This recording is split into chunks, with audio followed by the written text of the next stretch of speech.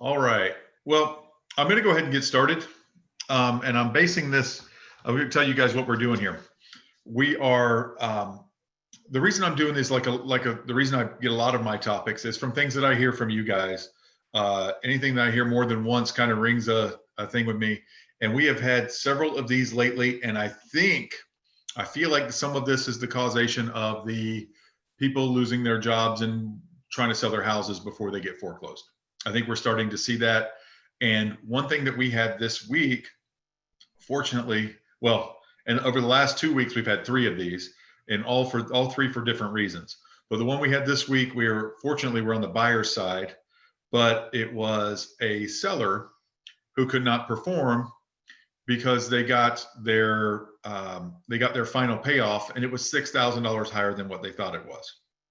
And so they had to bring, I'm sorry, it was $8,000 or $9,000 higher than they thought it was, and they were going to have to bring $6,000 to closing, which they didn't know until the last minute. They pulled a pre-HUD at some point, and they were going to have to bring $1,300, which they were surprised by that. And so then it got to the final day, and they had to bring $6,000, and they were really surprised by that. So, and they couldn't do it. So there are repercussions to that. It's not just, oh, well, you can't perform, everybody just go their own way and stuff. There are repercussions if your seller can't perform. If you're the listing agent, your seller can't perform. Can anybody name what some of those repercussions are? Being sued. Right, for what though? What is your liability on it? Not closing. Or but what are you liable for? They can't take your house. So what are you liable for? I'm not sure. Anybody have any idea? I think it's negotiable because it kind of matters what they've paid out so far in reference to inspection fees, appraisal fees, all the different kinds of fees they've paid out. And what about if they've already hired the movers and they've already... Well, what if they don't have a place to live? Right, they don't have a place to live, so they're going to go stay in a hotel for a while or have to pay a penalty or do something else. So hold on, sorry guys, I'm sorry, this is my fault completely. I am still answering people's questions about the password. 1 2 3 4 5 6. So there are yeah, well, let me ask you this, do they owe you a commission? Probably. Indeed they do. You brought a ready, willing, and able buyer. Do they owe the other side their commission? Absolutely they do. Now, did we just create a lot of liability for these people who couldn't afford to bring $6,000 to the sale? Now what are they going to do? So my point in all this is we have to educate our clients. When you sit down with a seller, this happened 3 times. One time was because of permits. They couldn't get closed in time, and the buyer ended up, in that case, the buyer ended up walking and they lost the sale. The second time it was liens. They had $50,000 worth of liens on some other property in the same county or something like that, and they couldn't close. Okay. If they have that, do they still owe the money? They still owe for anything that the buyer spent, any damages, what we call damages that the buyer has, plus commissions? Of course they do, right? Any reason they can't perform. So what makes a seller perform is the contract. What makes a buyer perform, so the seller has to, when you enter a contract is not just something you sign and don't think about it. Oh yeah, let's sell the house, right? You have duties there. You are obligated to sell your house or face penalties, right? The buyer is obligated to buy the house, but only up to their deposit amount. Does that seem fair if somebody puts down $1,000 to buy a $500,000 house? Not really, right? So it's up to you as the listing agent to start getting bigger deposits, which we talked about before when we talked about the loan approval period.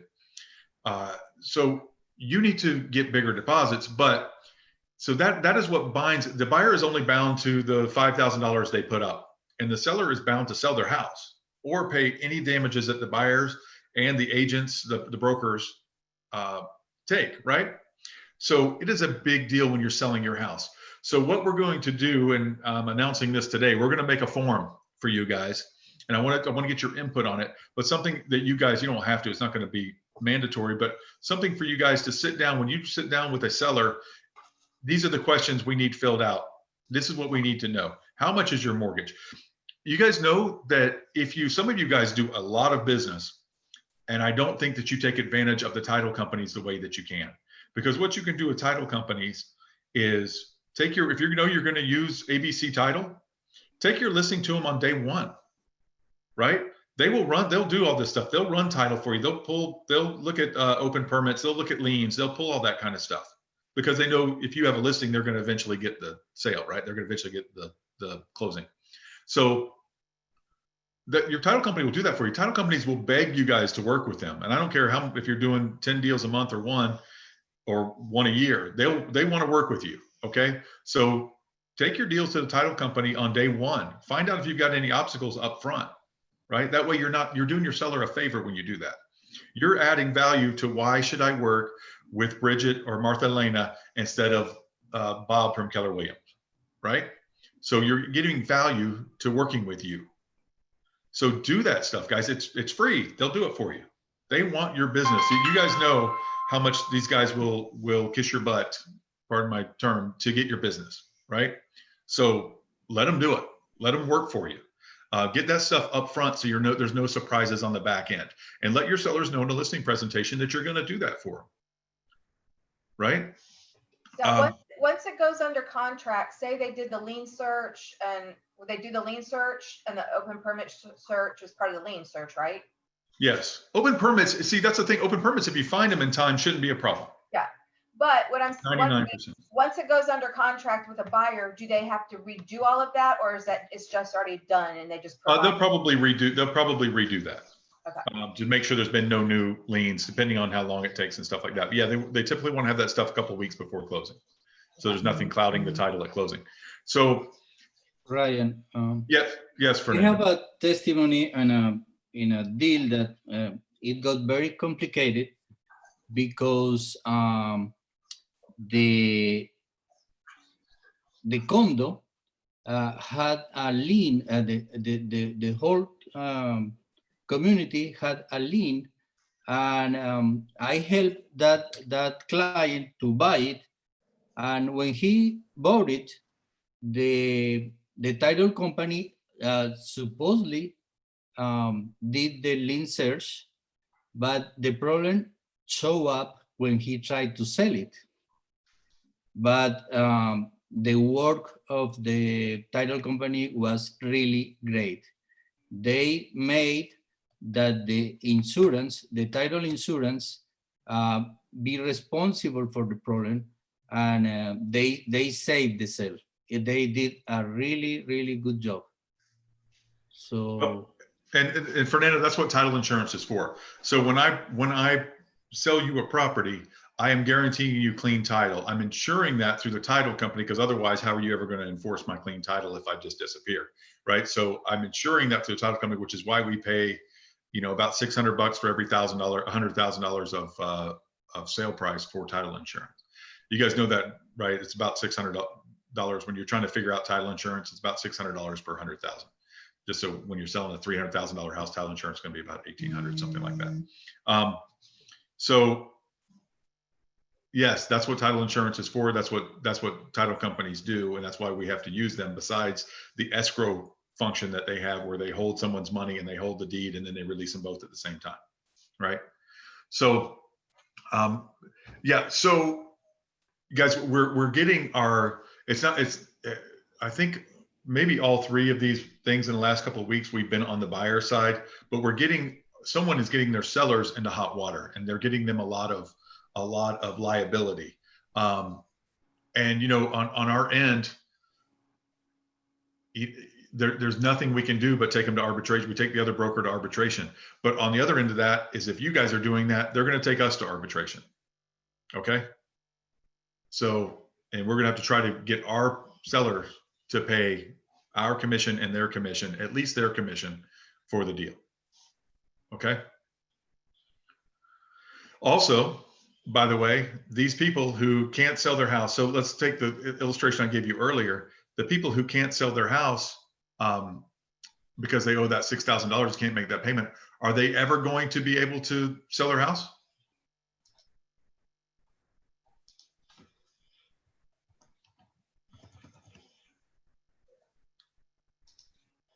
Would it be a short sale? They could short sale. They're gonna have to go back and live in that house until they either have the balance paid down low enough or until they get ever worked out whatever that they owe. But they were selling because, and I think these surprise fees were because lawyer fees and stuff like that, because they were in pre-foreclosure. Okay. So, or they were in foreclosure. So that's where all these fees and stuff popped up, and their payoff popped from a certain amount to up $8,000 because they threw the legal fees on for filing on them. So that's, you've got to get the sellers to get, you've got to educate them of what happens. You've got to find out from them what they owe on their mortgage. Do they have any open permits? Have you guys, they won't know probably. Have you guys added on to the house since you bought it? Right. Right? That's how you find out open permits. Did you pull a permit for that? Oh yeah, I think we did. Yeah. We had that yellow thing outside, you know, they won't know. Did you close it out? I don't have any idea. Right? Did you guys put a new roof on it? Did you guys put an addition? Did you do this or that, a bathroom, anything like that? They might have an open permit. Okay. And that's the kind of thing that you have to do. Hold on one second again. I'm answering password questions up here. I swear I set it up exactly the same last week and we had no password, even though I told you guys we did. But you were surprised that we didn't. Right. So, okay. So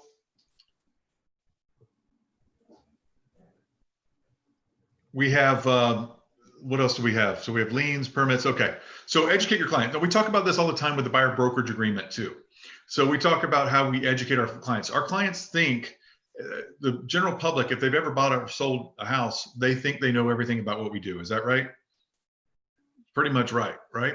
We have to educate them on how the business actually works. And you guys lose clients like this. You guys lose other stuff because, oh, Daryl, I thought I was working with you if I went to a new home builder. You know, I thought, you know, I told them about you, I think. You know, you've got to actually, they don't understand. They go into an open house and yeah, I told them I've been working with Daryl. No, I didn't sign anything, you know? So they think that they're working with you. They think that they're doing the right thing, but they're not. And we have to educate them. So give me some ideas of things. Let's talk about the listings again. Give me some ideas of things that you guys think we should ask sellers about besides permits, liens, mortgages, second mortgages. I've seen second mortgages pop up that they didn't know they had. What else? Is there anything else? On the listing side, Ryan? Yeah, on the listing side, our sellers, what else do we need to know before we sell their house? Problems with the property that they have to disclose? Yes. Right? We have to kind of walk them through the seller's disclosure. They fill it out, but we kind of walk them through that and let them know, you know, they're going to have questions for us. HOA. HOA. Yes. Any assessments, anything like that. CDDs, yes. Any capital contributions? Yep. HOA, special assessments, CDD. They're probably going to look at you funny when you ask them that, but that's okay. Most of them will. Some of them will say, yeah, that's a thing on our taxes. Anything else? HOA documents, maybe the HOA documents possibly. I mean, If they've got them, that would be great. Yeah. Save a little legwork. Who their HOA contact is, all that kind of stuff that you're supposed to put in the MLS now anyway. I asked for a survey. I asked them if they have their survey. Perfect. They should have all that stuff up, and hopefully you guys tell them before you come meet them, say, yeah, if you don't mind pulling out your documents from when you bought the house, blah, blah, blah. If they bought in the last 3 years or something, they get a credit for their title insurance. That's what I was about to say. There you go. Title insurance, anything, they're going to have that all in their folder, right? Hopefully their folder that they got. Surveys, title insurance, anything else? What about Access like if it's homestead or not, sorry. Sure. Yep. Are they using homestead? marital status, if they're a recent divorce or something? Yeah, you better know that. Who's on the deed and if they're married or anything like that, of course, yes. If any of the appliances are leased, like solar panels. Right. Perfect. Did they recently refinance possibly? Because I don't know if that matters or not, but people are refinancing, and I'm doing deals with people that are buying second homes and they just refinanced their first and they haven't made their first payment and it causes a problem.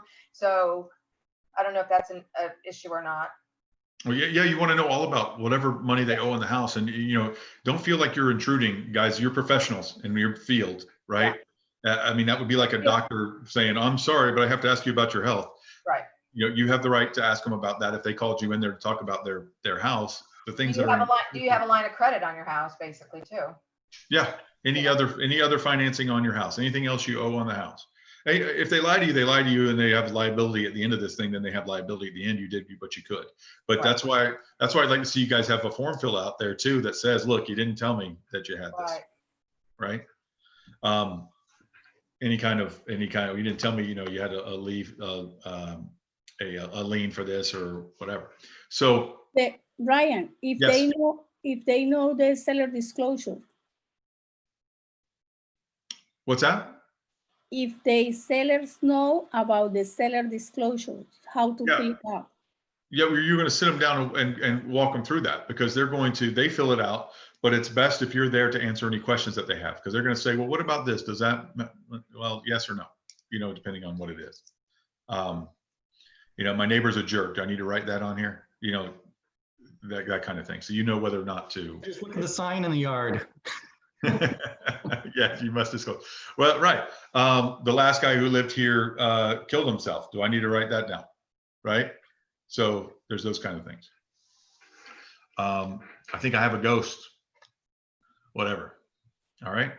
The ghost actually, according to the law, the ghost actually follows the person, not that doesn't stay in the house. So if you move out, it goes with you. That's not legal advice. I'm not an attorney. Any other things that people need to know going forward?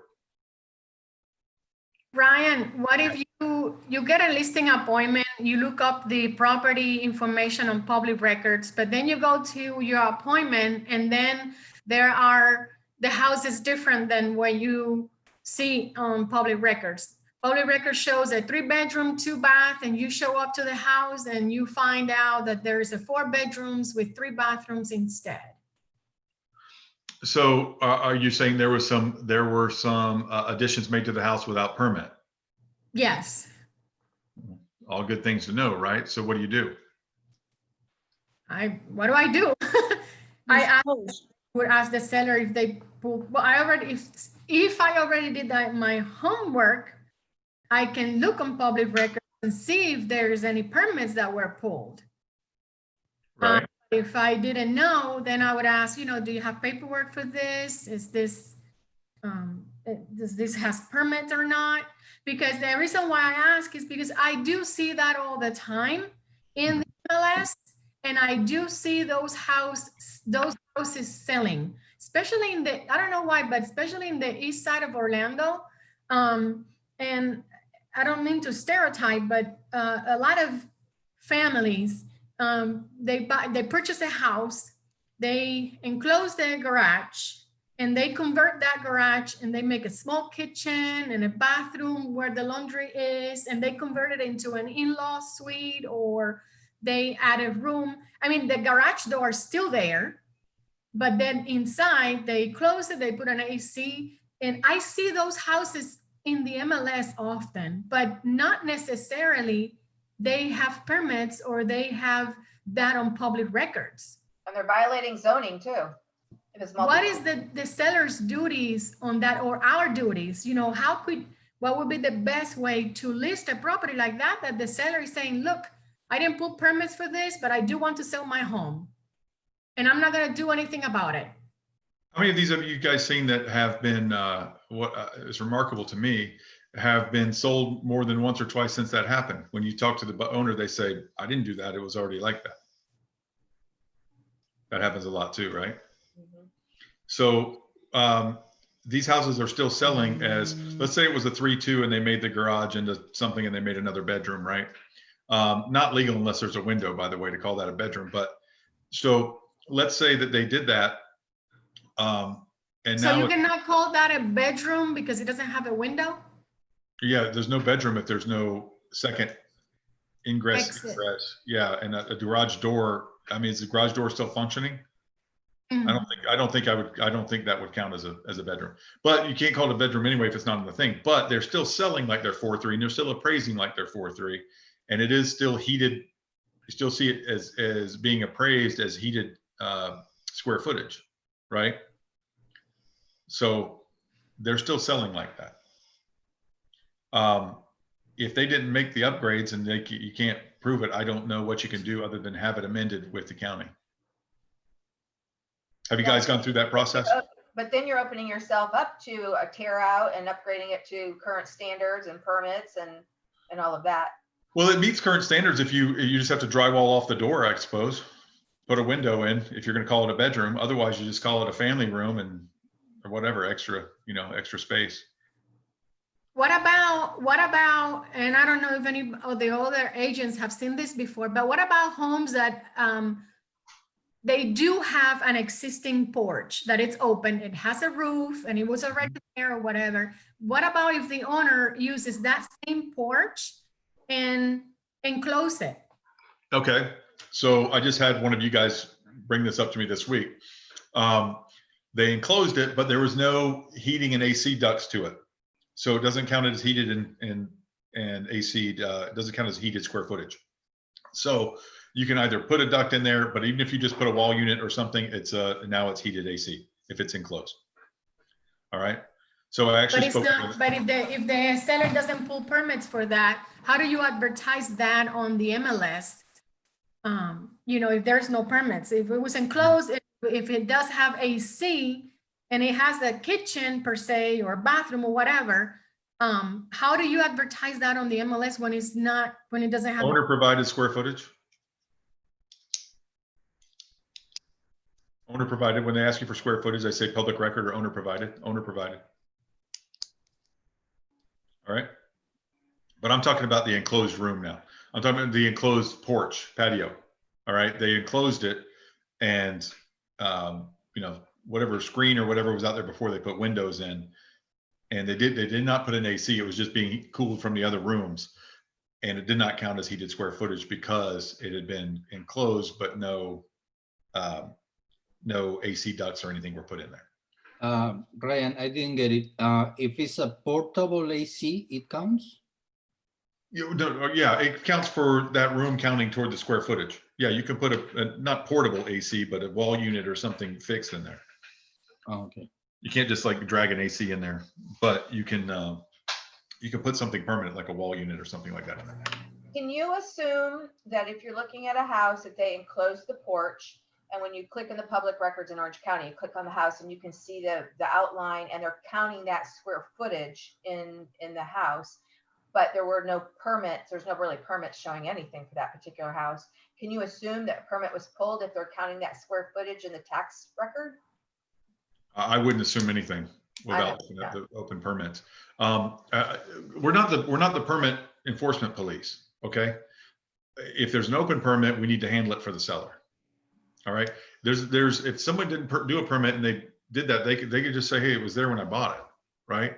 Which is why we do surveys. So I will tell you that I have seen many times that the drawing, the sketches on the property appraiser site for all different counties are often wrong. They're not very accurate, or they're outdated. Maybe it was when they first assessed it or did whatever. And now those things have been done, but I don't think they go in and fix them when someone has pulled a permit to close something off. I don't think they go in and fix that. So what do you say to buyers, or what extent do you just direct them to call down to permitting and see what the consequences are of not having a permit on this house that you're purchasing, and let them decide if they want to go forward or not? How much of a big deal do you make over this permit thing? I don't want to tell you that. Everyone is different. I would prefer that they call and talk to somebody about it. That would be great. But enforcing it on the previous owner is very difficult. Right. To do. All right. What type of issues, Ryan, bring anything, any issues with financing? Oh yeah, it can. Absolutely. And that's what this last deal was talked about. I actually had talked to the appraiser about it because he wasn't counting that part as part of the square footage. And it was fairly significant on a fairly small home. So that's what we discussed. And they're going to put a window unit in there and call it a wall unit in there. And now it's part of the heated AC. So that was part of what they had to do to get the loan, to get the appraisal to match so they could get the loan. Does that make sense? So they had like 900 square feet, but this made it like 1150. It was a big room on the front of the house that they had closed in, made a sunroom. So they needed that square footage to meet appraisal. So they weren't going to get it otherwise. So they had to put a wall unit in there. They did the nice, you know, $2,500 wall unit thing in there, but that paid off because it made it worth a lot more. Would it be a good idea to have a seller appraise the home prior to listing the home in the MLS? Okay, so we've talked about this many times, in that we've talked about the amount. I recommend that for higher priced homes. If they have the money to do this on a 400 plus, and you're not, or if it's a hard home to evaluate, not if all your neighbors are 480 and everybody lives in a cookie cutter but a nice neighborhood. I mean, if it's on 5 acres or, you know, whatever it is, and it's a difficult house to appraise, a lot of stuff downtown, difficult to appraise because it's not exactly like the neighbor's house. This thing is worth, you don't know if it's worth 550 or 625, get an appraisal, you know, have the owner pay, you know, $400 or $500 and get an appraisal. And then you've got that. That's a great thing. Do you guys like that when you're representing the buyer and you see that the seller has an appraisal on the house? Right? It feels, I mean, first of all, you know, your negotiating window is going to be pretty small because you're going to be in the right ballpark. You're not going to be wasting your time. Seller's not wasting your time because they went ahead and paid for an appraisal. They care about getting the right amount for the house. So absolutely, you know, it's a great idea if it's worth a lot. Now, if it's a $200,000 house and everything around it's 200,000, then there's no real point in it. You know. No, but what I'm saying, what I'm saying is, like, if those square footage were not added into the public records, would having an appraisal done prior to listing the property will then add those square footage into public records? Or no, appraisals aren't part of public record. All right. No, just saying that your house is bigger now doesn't mean that it's a permitted deal. But it could prevent the seller from having issues with a financing appraiser when there's an offer. It could, but that's not going to be the seller's. That's not going to be the seller's fault if the house doesn't appraise. You're not going to have liability, legal liability from that. Okay, if the house doesn't appraise and the buyer walks and you wasted your time, yes. So it would be good to know, yes. That's why you're going to sit down and ask them beforehand, have you done anything to add value to the house or to add on to the house or change anything with the structure of the house? Okay, that's all going to be part of your list of things to ask them. So I'd like you guys to continue to send me things to ask folks. Yes, their citizenship. Krista says their citizenship. Yes, that's important. Just let them know. I mean, obviously, you know, are they going to be subject to FIRPTA? Do you guys know how FIRPTA works? I see some crazy questions from some people about FIRPTA. You guys know how FIRPTA works, right? Everybody nods. They know how FIRPTA works. Everybody knows what it is. Okay, I see some no's. So here's how FIRPTA works. If Daryl sells his house and he does not pay the taxes on it, or for one of his income properties, and he doesn't pay the taxes on it, what happens to Daryl? He can get a lien put on Daryl's his a U.S. property. citizen. Pardon me? He can get a lien put on his property for the taxes. He's already sold the property. Now it's income. What happens to Daryl if he doesn't pay his income tax or capital gains or any kind of tax? What happens to Daryl being a U.S. citizen? So the IRS will just come after you. Right. Right. And they'll freeze his assets and they'll do everything. And eventually, if they find out he's evading, they'll throw him in jail. Right. So let's say Daryl is now a Chinese citizen or anywhere in the world citizen. What are they going to do to Daryl? They can't do anything. That's why they're going to withhold money from your sale. Thank you, Tammy. Yes. So they're going to hold Daryl's money to make sure he doesn't owe them. They're going to hold a significant portion of it. So if Daryl sells one of his income properties for $200,000, they're going to hold 15% of that. 5 years ago, it was 10%. Now it's 15. And why did they raise it? Because they weren't withholding enough from some people, right? So that's what I would assume. So they're going to hold $30,000 of Daryl's money, 15% of the total sales price, not his profit, nothing else. The total sales price, they're going to hold $30,000 from that 200,000, so 15%. They're going to hold that money until Daryl either has an accountant file an affidavit at 8828 on his behalf saying that he does not owe any more than, he doesn't owe any of it, or he owes, $3,000 or whatever he owes, or until Daryl files his taxes for next year, for this year. So But when he Brian, files- when the foreign seller or buyer open a corporation, is a single thing to do online. It's avoiding the feedback controls. Does what? I'm sorry. From the start, when the person who is doing the transaction open a corporation, it's a single thing to do online in 5 minutes, but it could avoid, it could waive the feedback controls. I wouldn't know about that. If they have an international taxpayer ID, I guess you're saying they have an EIN if they do that. I don't know about that, but the most important I thing. have sold properties for a corporation. It's a foreign person who opens a corporation online, and Oh, he's foreign, but the corporation is not, obviously. So the transaction is made in the name of the corporation, and the person who is in the corporation signs.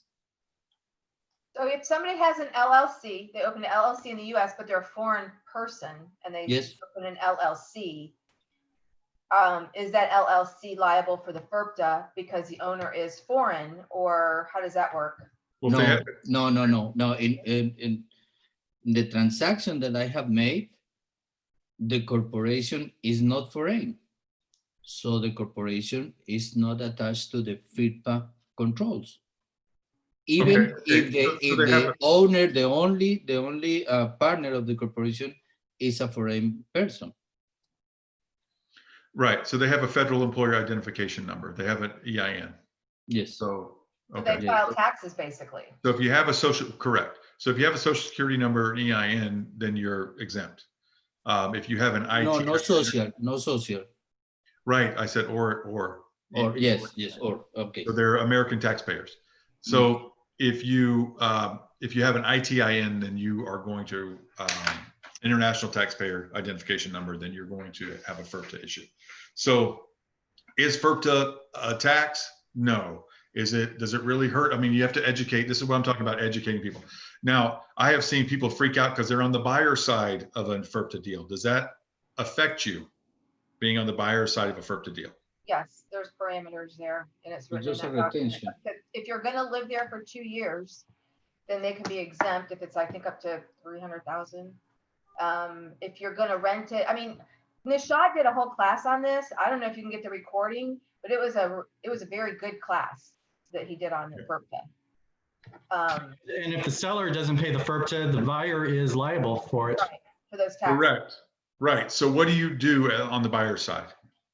You fill out that FIRPTA addendum that states that the buyer is either living there 50% of the time and the house is less than $300,000, 300,000.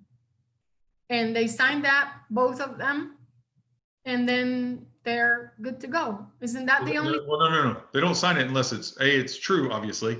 And B, Right. the other side of that is if they can't sign that, which a lot of them can't because it's not true, right? You have to No, obviously it has to be true. No, I get that. But what I'm saying is if it's not the case, which a lot of times it isn't, right? You force the seller to hold that money. You're not going to be responsible. You're telling them they've got to hold their 20% or 15%. The title company Yeah. has to turn that over to either the IRS or they hold it until they get the affidavit to release it. Right. So you make sure the title company is aware of it and you sign something that says that that's the case. Okay. And there will be stuff in your package at closing for that. All right. Because a lot of times that's not the case either. It's more than $300,000, or it's a lot of them are investment properties, obviously, right? So I would say the majority of them are investment properties. So any other questions on that kind of stuff? So that's another thing. FIRPTA, permits, liens, mortgages, second mortgages, seller's disclosures, HOA assessments, HOA documents, CDD, surveys, title insurance, marital status, leased equipment or appliances, FIRPTA. Anything else we need to talk to sellers about? Ryan, just one more question about that FIRPTA. So if you're representing the buyer and you know they're buying that home as their primary residence, they're gonna live there, and the home is less than whatever amount they say, by having that addendum, that protects them from being liable for the taxes? No, you're protecting the seller from being liable from it. The buyer, no, you're not protecting the buyer from that. That's for the seller to not have to pay FIRPTA. So if that's the case, then there is no FIRPTA. Oh. Okay, so there's nobody's liable for it. Otherwise, on the buying side, you make sure that now we're not talking about representing the seller here, we're talking about representing the buyer. On the buyer side, you make sure that the title company is withholding FIRPTA. The title company is aware of it and they're withholding it, and it's on the pre-HUD and it's on the Alto when you close. Okay. Okay. Everybody understand that? Just make sure it's on there when it's on the other side. Okay. Is it your job when you see the seller's name on the property appraiser site, when you're writing the contract when you're on the buyer side and you see the seller's name on there and it looks like a foreign name, is it your job to check their status, their citizenship status? Yeah, with the title company, they can do so, right? You make sure, no, you don't do it based on their name. You do it, you Have just, an anytime address, that you there's a can- No, deal, but it would, do that. but it would say whether they live in Australia or Canada in the records, like by A lot their of main. times it's under an attorney's name here in the United States. It's going to be under, a lot of times they have PO boxes and stuff like that because they do business here. So no, just with any deal, just check and see if it's FIRPTA. All right. Not based on their name. That was a trick question. Just any deal that looks foreign to me. Any deal, just check on their citizenship. Just check with the title company, make sure they have a social or an employer identification number. Okay. Any other questions? Any other things we'd like to know about when we're doing these deals? Because we've got to educate them also on, I want to get back to the seller thing. Let them know that all of these things have to be in order to sell, or they will be liable for selling their home.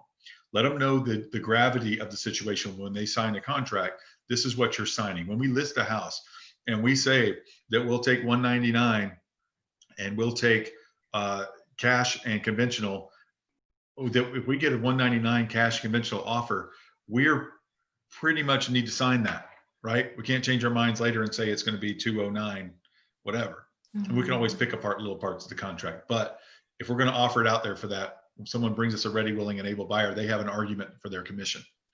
Okay. So make sure of that. If a seller backs out of a deal at the last minute, because some of you guys have called me and said, my seller just wants to back out. They decided not to sell. Well, guess what? They're liable. They can back out. You can't force them to sell their house, but they're liable for all of these expenses and they're liable for all the commissions. Okay. So make sure that you understand that.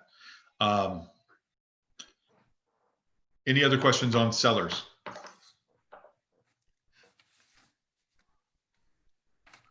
Anybody, what do we need our buyers to know about? Anything that is wrong with the house? No, yeah, but what do we need to educate them about? I'm sorry. I should say, what do we need to educate them about?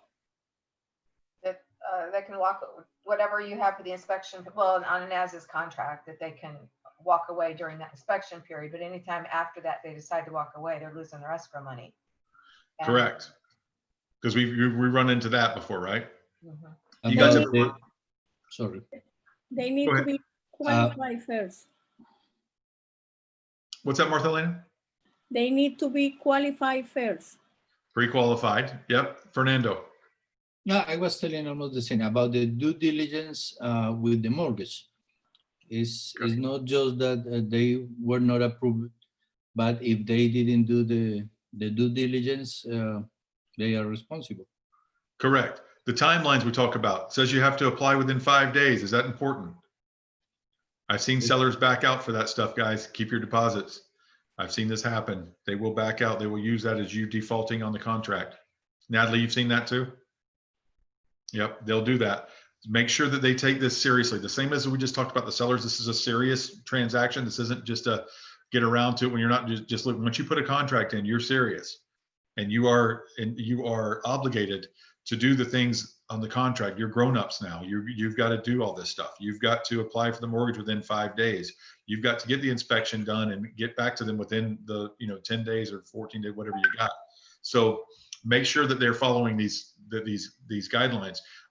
Credit, do you need to advise them on just stuff that we know, like everything that's ever gone wrong with any deal? Can they go buy a new truck after they've been qualified for a mortgage?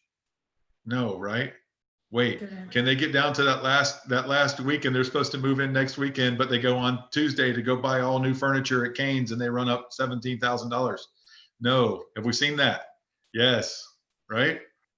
So they're so excited about their new house, they have to get the furniture now because that way it'll be delivered this weekend on Saturday because they're closing on Friday. Right? So educate your clients on that. We've all seen this, all this stuff that costs us money. Right? What else? What else do we want to educate them on? Especially when it's a short sale, the times could be extended a lot. If they are in a hurry for move to the new property, it's really hard to do it when there is a short sale transaction. Mm-hmm. That's right. And getting back to the deadlines and all this stuff. Letting them know that our closing is on December 4th, right? Can we, do we automatically get an extension or do we lose our escrow if we don't close? Right? So when the lender asks you for documents, can we just drag our feet for a couple of days? Right? This isn't like when your wife asks you to mow the lawn where you just do it when you want. You've got to do it when they need it. You got to do it right then, right? So we don't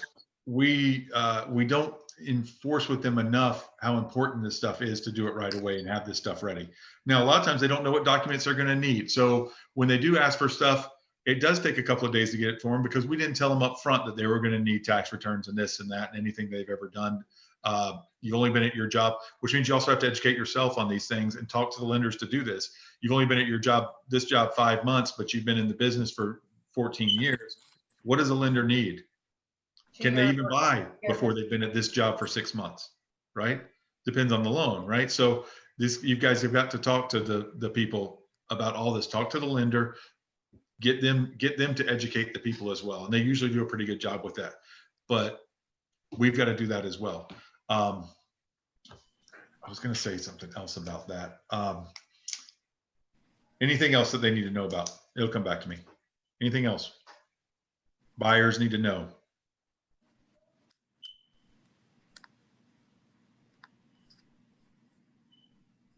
I want to ask you a question. Yes.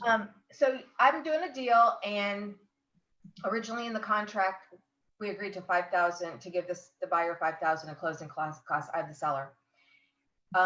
We disclosed that we thought it had a new roof, but the last buyer that walked away discovered that there was only part of the roof that was pulled a permit on, but it was not a whole roof. It was just a section of the roof. So we're giving them money for a roof.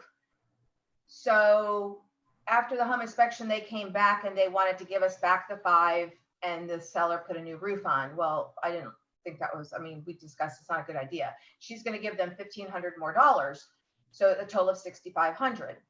So the other agent, who's really, really reputable in this area, wrote up an addendum stating that the seller will contribute $6,500 to buyer's closing costs, which makes me a little uncomfortable because it's like, can they pull that $5,000? I would have rather said the buyer or the seller will give the buyer an additional $1,500 for a total of $6,500. But is that addendum sufficient? Could they go back and say, well, you said $5,000 here, and then they said $6,500 here, or does that addendum just clearly state $6,500? I don't like that at all. So what did the first addendum say, or what did it say in the contract? That 5,000 was going Yeah, to the seller will contribute 5,000 to buyer's closing costs and prepaids. And then we're giving them another 1,500. So they sent an addendum stating that the seller will contribute 6,500 to buyer's closing costs and prepaid. So does that negate the 5,000? Or I don't think they would come back, but you can't assume that, you know. No, I would not have signed that without saying that this, this supersedes all previous addendums relating to closing costs. Okay. All right. We didn't So- sign it yet. I've Oh, been good. going, Well, no, have them word it that way. Have them word it either way, say an additional 1,500 to the 5,000 for a because they total. also said all other terms and conditions in the contract still apply. And I'm like, this is not good. Oh, I doubt that they're trying to. No, I don't think they are either. I don't think there'd be a problem, but you got to do the right thing. Yeah, no, you don't leave that to chance. I don't care if there's a 1 in a million chance that they would get Right. you. So you would say this supersedes the. I would just say, I like the way you said it the first time.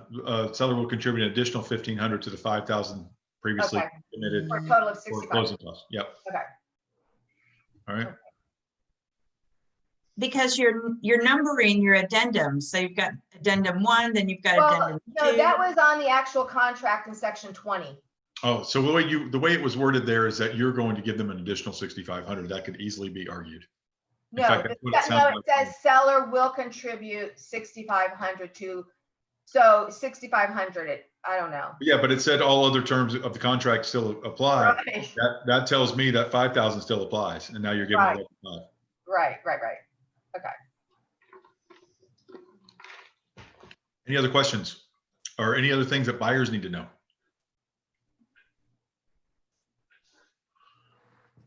Hold on, we got some chatters down here.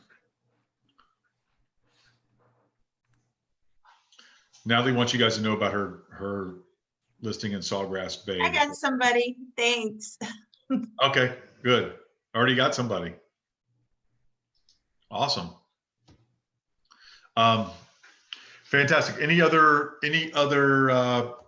else that the buyers need to know about? All right, so I'm going to create a form for listings that you guys can use or cannot use, whatever you want to do. It's not going to be required, but these are the things. And guys, you guys are, we have a lot of agents going through a lot of pain right now because of these things. And a lot of times it's going to be on the other side, the other, in fact, all of these examples of the 3 examples the last 2 weeks, one for permits, one for liens, and one for mortgages, we've all been on the buyer side of those. But we do not want to be on the seller side of those things. And so what we've done is for this last one with the mortgages, I contacted the listing agent's broker, and we're discussing what they're going to do. They're going to probably give all of their commission to their buyer, to their seller, to get them to close the deal, so we don't take them to arbitration and get the commission out of them.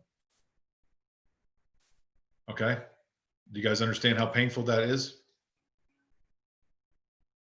So that's what's going on with that one. So they're helping by contributing, I think, all of their commission plus some. Well, they'll make the seller come up with a little bit by scaring them into having to pay for inspections and appraisals and everything else. So that's just for the commission. The buyer can also sue the seller in small claims court for anything else, for their inspection, appraisal, hotel stays, moving van they've got to cancel, all this kind of stuff that they can, or they have to move twice, so they charge them for an extra move. I mean, they can get, probably $5,000, $6,000, $7,000 additional. So that's a lot of money, guys. So that's why the seller needs to close. And if they can't close, the listing broker is the one that's liable for our commission. So they've got to go in and make sure the deal goes through, foregoing any of their own commission. All right. So that agent wasted a lot of time and a lot of effort. Okay. So I'm going to make this up. If you guys think of anything else besides the things that we've talked about here, I will consider putting them on there. But guys, one of the most important things is, and those of you who joined after the beginning, get a title company on your team. They want to be on your team. They want to be your title company. It doesn't have to be the one that we work with. I don't care who you work with. Just make sure that they're on your team, and you can take a listing to them immediately. What else do sellers want? A net sheet, right? That helps them understand. That's a tool to teach them all the things they're going to do. Because what kind of blowback do you guys get when they see the pre-HUD or the preliminary Alta, whatever? Oh, what's this fee? What's that fee? What's this, right? So give them a net sheet. Let them know there'll be a few things here and there that might be different, but give them a net sheet where they have a reasonable thing that they can expect at closing, right? So we're educating them on that. Then with the title, have them pull title, have them pull liens, have them pull permits, do all that kind of stuff, and make sure that they can sell the house to start with. Okay. Also, it'll pull stuff that maybe shows. We had one recently where there had been a divorce 13 years ago, and I don't know if you guys remember. I think I told you about this. And the ex-wife, they had never filed the divorce thing, saying that she got $130,000 at the time, and now she doesn't like him, so she was refusing to sign anything to help him. So he had to go to a second title company to get it closed, and because they would do one with a hold harmless. So there's little things like that title needs to be pulled for. So make sure your people can sell the house. So anyway, by the way, that thing got put off like 3 or 4 weeks by the time they moved it to another title company and did everything, and they could actually do it. Fortunately, the buyer really wanted it, so they held on. But it cost the seller a lot of money. The buyer had to redo his rate and relock his rate, and so the seller paid for that and all that stuff. So it was an expensive deal, and they didn't get their money for 3.5 extra weeks. All right. So make sure that you know what you're getting into and look like a professional, right? Anything else? Use these title companies. That was the bottom line. Use these title companies. Let them work for you. They want your business. Let them work for you. They get a lot of your easy deals. Give them your hard ones. Make them work on that too. Okay. But that sets you apart. When you're the one there and let them know, look, you're going to meet with Daryl and Malvis after this, but I want to let you know, if you work with Ryan, I'm going to pull your title. I'm going to pull your permits. I'm going to pull your liens. I'm going to pull everything and make sure that we're all set to go. And your closing will go nice and smooth. Okay. Because Daryl and Malvis aren't going to do that. All right. So any other questions about anything? Malvis, I know you had a lot of stuff you wanted to talk about, and we'll get to that stuff later. She had a whole menu of items for us to talk about. I wanted to get this out of the way, and then I will address those things. She sent them to me yesterday, I think. Was it yesterday? Yes, it was yesterday. I always have lots of questions. Awesome. Well, we'll get to those another day. Do you guys, we're going to do a special meeting and stuff for paperless pipeline and stuff too, that I'm going to have Ayana walk you guys through. So we'll do that another time as well. We have a training on the app coming up at some point. We're having the app people come in and do it. So you guys will have that as well. And what else do we have coming up? And can you elaborate a little more, or do you have any more information regarding the email you sent out earlier this week for the company for the leads? I will be notifying you for that, and there will be a deal for that as well. Yep. All right. Any other questions? Hey, Ryan, I have a question. Hi, Ada. Do we have anything in writing, like a pre-listing package or like a pre-selling package for the buyers to hand out before we go to listing presentation? Or also the listing presentation? No. So it depends on what you want, what you call a package. So we have fancy little folders and stuff like that. If you want those, you come by the office and get them. But we not really. We have templates in your transaction desk if you want to print off those. But if you want like company statistics and stuff like that, we can create stuff like that for you as well. Abby's going to be working on that. Like if you'd like to, I don't know what you want in your package, but this will be part of it as well. But we have a list of things that you take to each closing, list of paperwork that we need, if that's what you're asking. Yeah, I'm not sure either. I see, a lot of YouTube videos about, before you even go to the listing, you're supposed to send them like a prepackaged, including, I guess, I don't know what you put in there. That's what I'm trying to figure out, what to put in there. What do you guys have in your package for listings? I don't know if anybody else, yeah, can give any advice. You guys, when you guys go, like, let's say Tammy, Natalie, somebody, when you go on a listing presentation, what do you have in your package? I definitely have a net sheet comps. I have like a menu of things to be done for the photo shoot, a checkoff list. I've already gone in there thinking I'm getting the listing, and of course the paperwork, seller's disclosure, things like that. And I've got it's like a folder, 2-pocket folder that I got from a title company. They give me that and it looks all nice and professional. I guess if I really want to do good, I could do it myself, make my own pocket, but I'd rather get it for free from the title companies. Natalie's got her title company working for her. Okay. But you don't go initially and send them like something in writing before you show up to the listing, right? That's what I know. Some other agents do this pre-listing presentation, pre-package. Yeah. Keller Williams does that, I think. Exactly. Them. I see those on YouTube. With Keller, yeah. Yeah. Daryl, No. you don't do that, do you? No. No. No. I was just trying to figure out, you know. I would think that could be a little impersonal, or something could be in that pre-package that would scare them away on the, or, you know, that they might, I don't know, in person and building that relationship as opposed to sending them something ahead of time that they may not understand. That could, I don't know, be a bad thing in a way.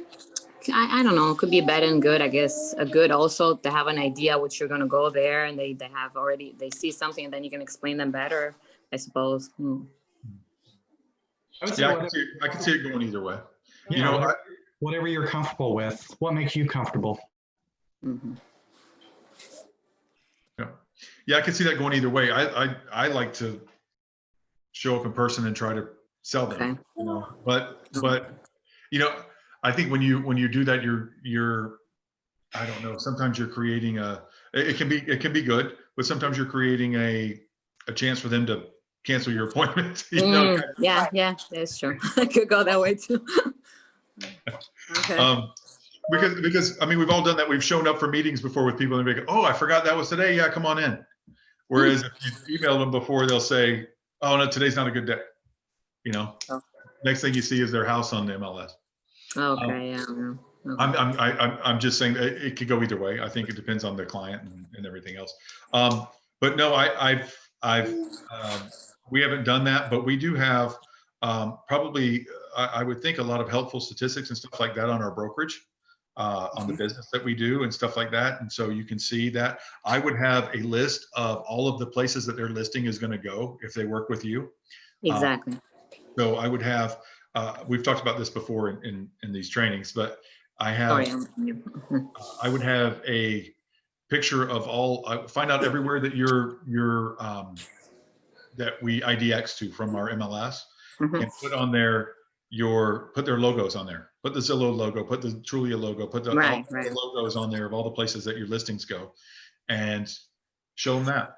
They don't need to know that when Tammy puts it on there, it's going to go all the same places. They don't need to know it's just as good as listing as anybody else, but they need to see this because the next person's not going to show them that. Right. Okay. So it's just a way to do that. And you have the color, you have their color copy of their printouts and all this kind of stuff. So, of their logo and all that. And it's all on one big page and they're all just jammed on there, all these different places that you're going to go if you list with me. Right. That kind of stuff. All that is good marketing stuff. Everything else, guys, that they're going to see is from plenty of other people. And we'll do one again soon on listing presentations and what you can do to make yourself stand out. Yeah, I would like that. And a lot of that stuff is, I will tell you, a lot of that stuff is working with our brokerage, any 100% brokerage. You can stand out by doing certain things that other people can't do. And I can go through that with you. Awesome. Anything else?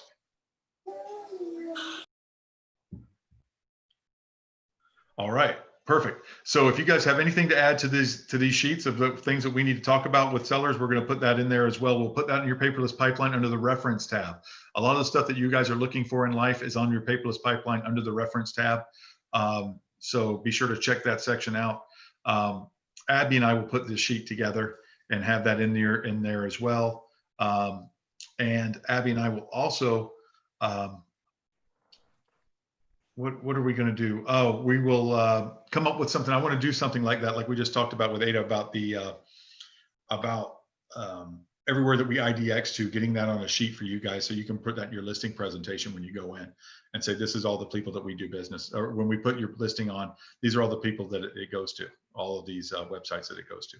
So they don't need to know that everybody else does too, but that's what you're representing to them, right? So you might as well put it out there.